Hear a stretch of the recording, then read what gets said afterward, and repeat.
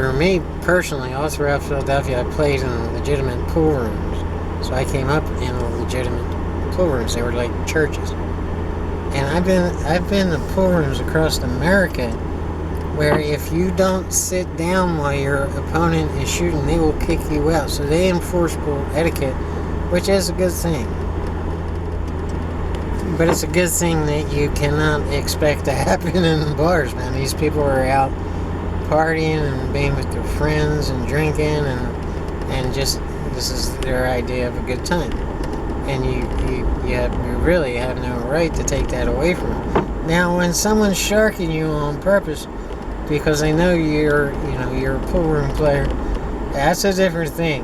And we can get into that if you want, but I'd really rather not. You're not going to educate every person in the pool world that doesn't have any etiquette at all. So, I mean, even if you teach someone or talk to someone and they understand, there's millions and millions of players in back of them that, what are you going to spend the rest of your life teaching one at a time? It's not going to work, and so you just have to get to a point where either you accept it or you get the hell out of there.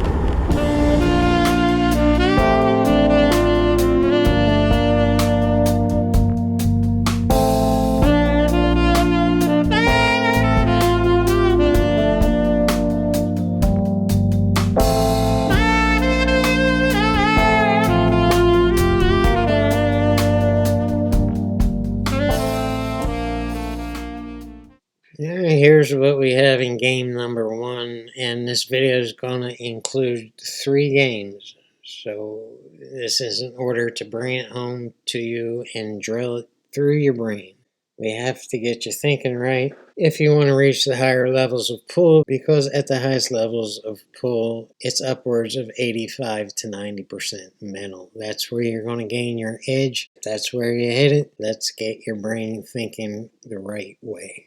And let's start by just looking at the first 4 balls in this layout and figure out what pockets we're shooting those balls in, and then we can evolve further to deciding what side of the lines you want to be on those balls in order to make this run out as simple as humanly possible. When we're done with the first 4 balls, we'll go on to the next 4 balls.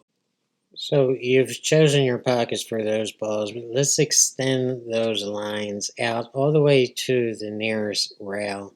And this way we can figure out the shot line, what we need to get down on, and what side of those lines that we want to be on. And on the 1 ball, we don't have a choice of what side of the line to be on, so there's no real sense in taking too much of a look at that. Let's see what side of the line we want to be on the 2 ball. And we can see we want to be on the right side. And a legitimate question is, why do you want to be on the right side of the 2 ball? And the answer is because that's what's going to make it easiest to get the correct position on the 3 ball. If you get too far on the right side of the 2 ball, we can use this rail to bounce down per position on the 3 ball. If we get just a little bit on the right hand side, we can draw this cue ball back to get right on the 3. But that's not the end of it. I mean, if you get on the left side of the 2 ball, you can still get position on the 3. It's just going, if you ask me, and that's the hard way to do it, and the way I'm showing you is the easiest way for me, but your game could be different than mine. And naturally, you can see that we want to get on the right-hand side of the 3 ball.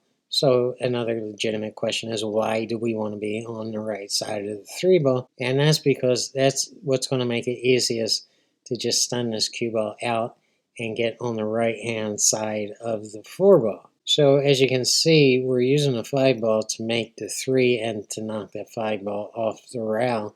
So why are we choosing to do that when that seems like a difficult shot? And the reason is because all other pockets are blocked, or it's going to be really hard to get another position on the 3 ball. So the position on the 2 ball is being determined by what position you want on the 3 ball. And as we mentioned, we want to be on the right hand side of the 4 ball. So the 4 ball position is determining where you want to be on the 3 ball and on the 2 ball. Are you seeing how it all fits together here? Now, if you're really thinking while you're watching this video, it would be safe to assume, well, wouldn't it be smart to just think backwards and figure out where you want to be on the 4 ball before even thinking about the 2 and the 3?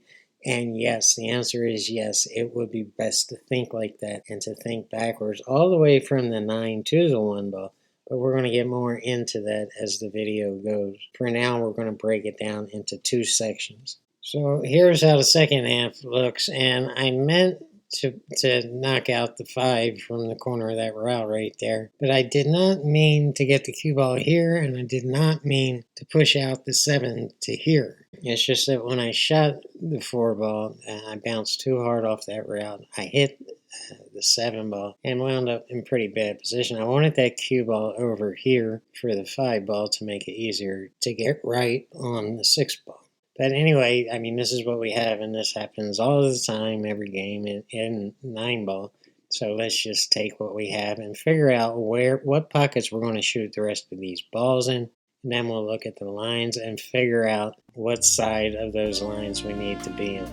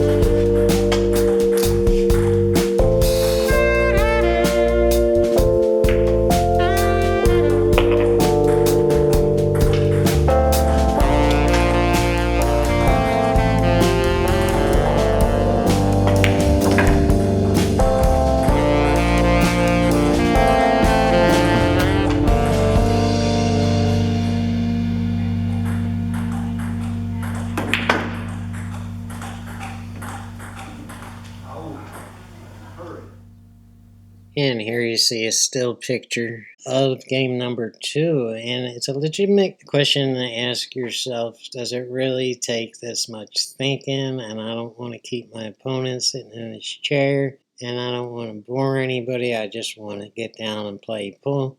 And the more you practice this way of thinking, and this happens quickly, the quicker you'll become and the quicker your brain will get to see patterns and almost automatically know what to do.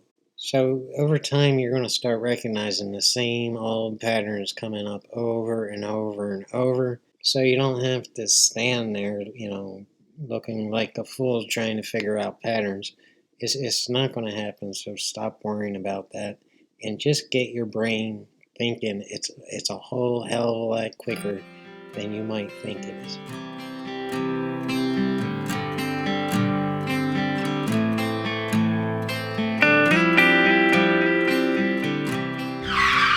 Alright, I want to stop it here and explain a couple things, and if you ever see anything questionable, like why I wanted to get on this side or that side of the line, or why you did it this way or whatever, don't hesitate to just pause the video and try to figure out why I did what I did. And if you still can't figure out and you have any questions, I mean, that's what the comments section is for, and I'll do my best to explain myself. But some of the things that come up are just mistakes on my part. And the way I got on this two ball and the way I shot the two to get back on the three was a mistake. There's much easier ways to do this. And I tried to spin the cue ball 3 rails to get back on the three ball. And I get really bad on the three ball, and I have to bring out my A game to get back in shape on the four ball. And it's really not, I mean, it was work. I had to work for it. And pool, if you're honest with yourself, we play pool so we don't have to work, right? We can get good and our basics get solid and we're good shot makers, but we just can't seem to get over that hump to being really outstanding players. And we want to be outstanding players so we can go out on the pro tour, make millions of dollars, pick up easy women, and take them back to Holiday Inn and do what people do, you know. I mean, that's why we do it. If you're really honest, that's why men do everything from anything they do.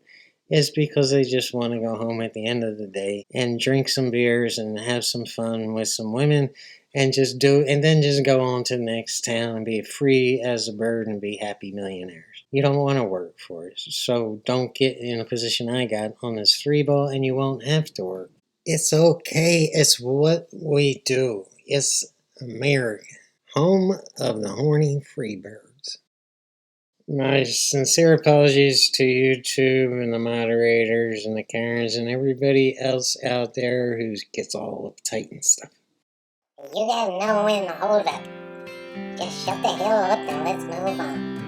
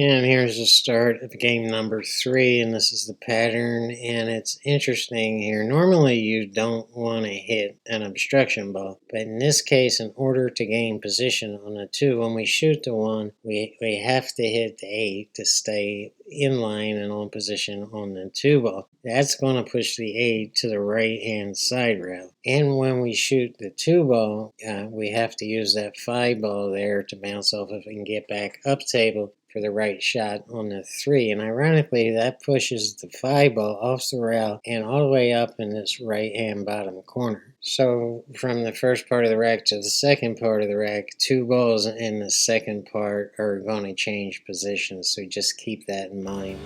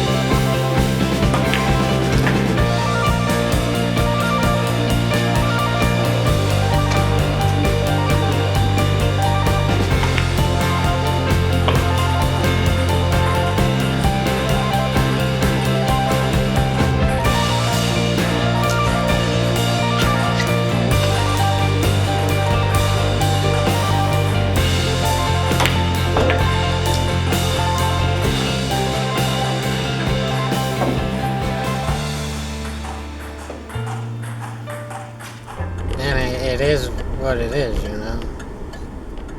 When I moved to Tennessee and first got to Tennessee, there was a legitimate old style pool room called Comer's, and that's where I would hang out in the daytime all day and just taking in information and learning and trying to improve my pool game. Now I was not good enough to gamble with most of these guys, so I did not. I knew better than to do that. I was way over my head. But the bars at nighttime was the place for me to make nickels and dimes, you know, and live out of vending machines and, you know, pay for my beer. So I would grind to get it out. So, and you just get used to all the crap going on around you, and it's just part of the thing. I would not trade either one for anything, because both sides of the coin taught me a whole lot about it. So in the day, it was like going to church and, you know, just practicing doing, you know, playing the game and learning how older players thought, and all they had. Some of these guys were just absolute monsters. And they had a lot to teach, and I had a lot to learn. And so I would try to take all that out in the bars with me. And I did get in arguments about etiquette.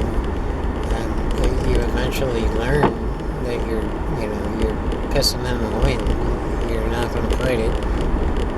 You either accept it and make your $30, or you just get the hell out of there.